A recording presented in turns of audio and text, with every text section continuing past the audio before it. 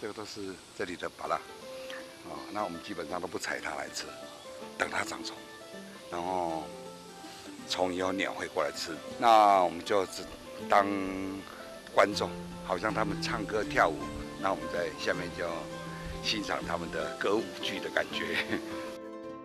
热爱大自然的 Pro 哥细心介绍这里的一草一木，在这里他种植的水果都不是给自己吃的，而是留给大自然的动物享用。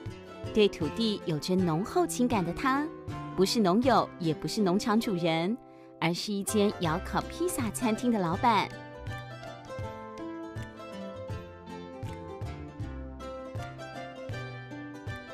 这里原本是没有要做营业的打算，想自己退休种种花。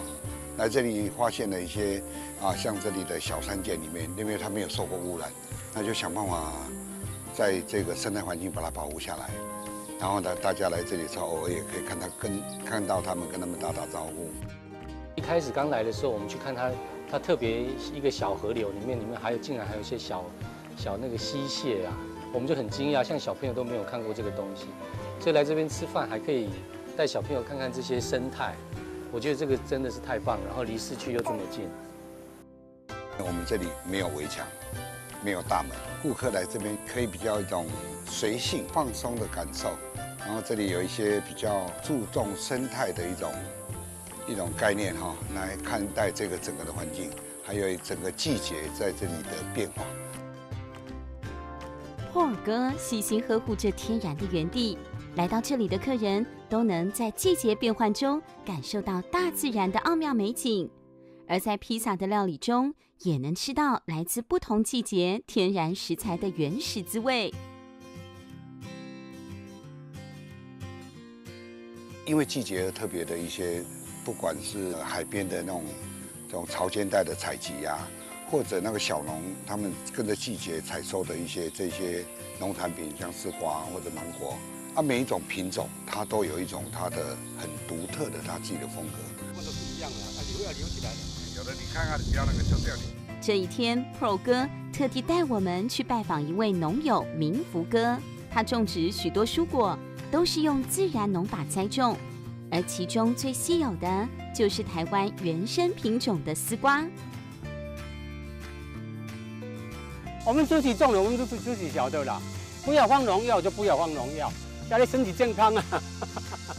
基本上我在市面上没有再看过有人还在这么笨拙的方式采收那么少，而愿意还去用自然农法去栽培它的。只要是很友善土地的方式在做农产品的，我觉得都非常值得我去敬重。这些很辛劳的，把他们的成果，辛劳的农友把他们的成果放在餐盘上，其实是我的光荣。食材很新鲜，很特别，而且披萨的口感很好。像比如说它的芒果的香味就会比较浓，跟那一种口感也会比较扎实一点。夏天的话，这里会有丝瓜，那我们也知道它这边丝瓜种植的方式是很特别的，所以它真的会跟市场买的那一种丝瓜的甜度扎实度都是不一样的。我们的东西里面没有好吃这2个字，它在无添加的状态下就是这个味道。它就是要自然，它就是要原味，它就是要季节。分享天然原味的食物是来自热爱土地的心，而这份爱惜环境的热情也能在店里感受得到。许多怀旧的摆设物品都是 Pro 哥在各处看到后搬回来保存下来的。第3作战区，他在的时候我们多爱他一点。他如果有一天他不见了，我们应该就想我们曾经跟他在一起过。那我觉得这是一种对一种物品或者说生物的一种爱的表现。爱护每一件在身旁的物品 ，Pro 哥也自己动手创作各样的摆设。店里内外有着自然、随性又朴质的风貌，让这里充满了丰富的生命力。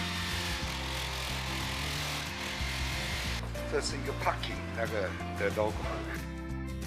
我想来这里顾客能够跟我们一起喜欢这个地方，再随性一点，在这里发呆或者度过一个快乐的时光，就是我最想要的东西，这样子。